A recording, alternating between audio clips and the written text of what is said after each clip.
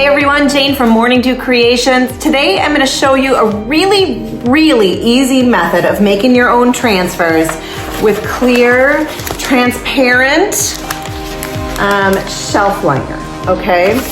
This is contact paper shelf liner. It has this plastic on the back. Easy peasy.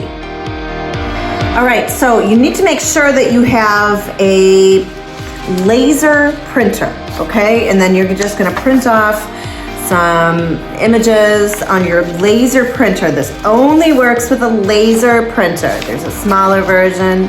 Here's a cool map. You're gonna trim them up a little bit because you don't need to waste the contact paper.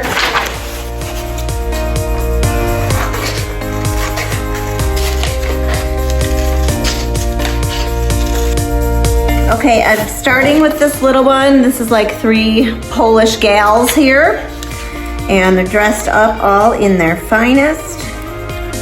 And so you just make sure that you separate the back from the contact paper, but you just kind of work with it until you get a corner.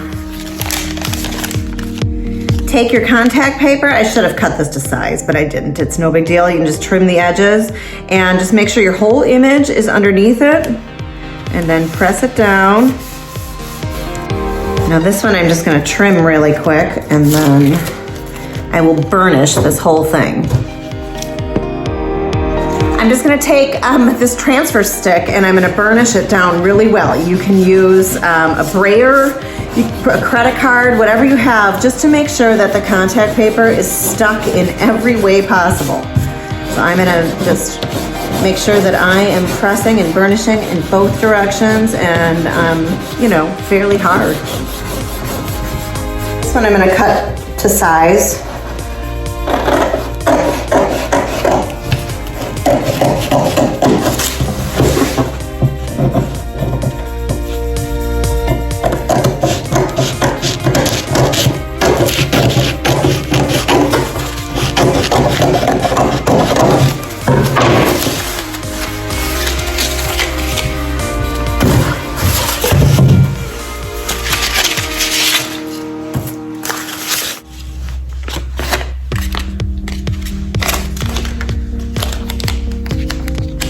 When they're cut to size, you just need to be a tiny little bit more careful. So just make sure you're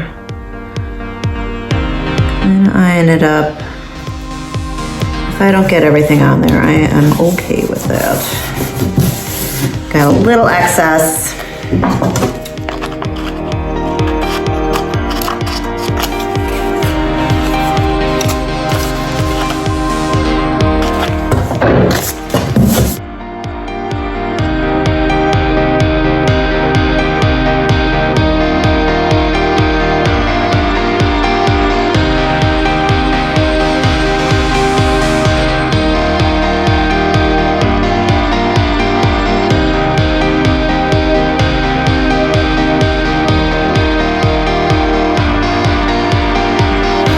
Again, burnishing in all directions, making sure the corners are down.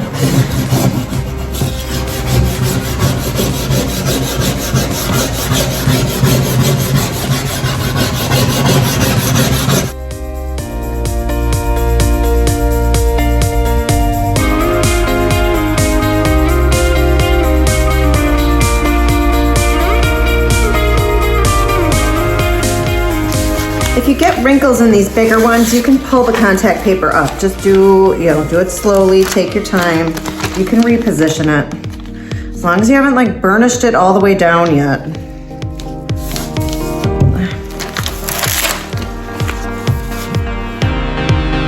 Okay, the bigger ones too, you want to kind of start at the center and press towards the edges because you'll be able to work the bubbles out that way.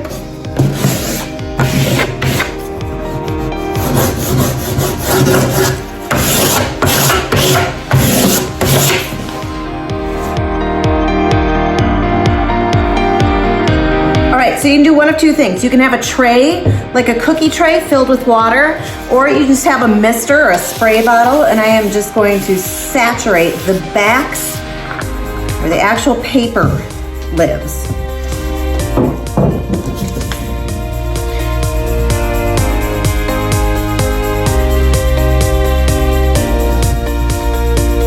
And I tended to have like, a paper towel or something near me so I can just wipe up the excess water.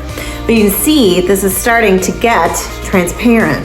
And if you just take a fingernail and get it started, that paper starts rubbing off. And so you might have to re-wet it a little bit. But as soon as you get it going, the paper comes off pretty easily. And you want to make sure that you're not rubbing off all of your ink. So you just be careful with your pressure. You can see what you're leaving behind, right? That's this little part right here. You can see through it. So just take your time. Don't rub too fast. Hey, if you wreck it, you can always print another one, right?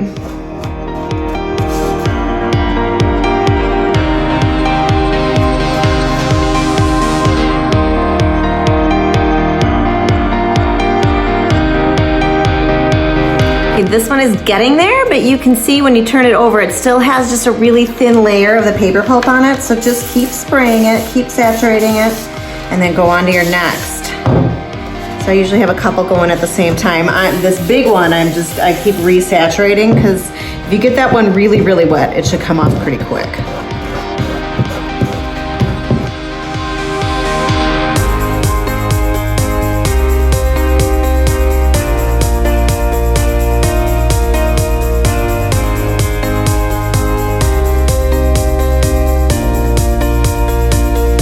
It's hard to see, but here are the girls. They're done. Pretty cool. And then I'm going to finish this up.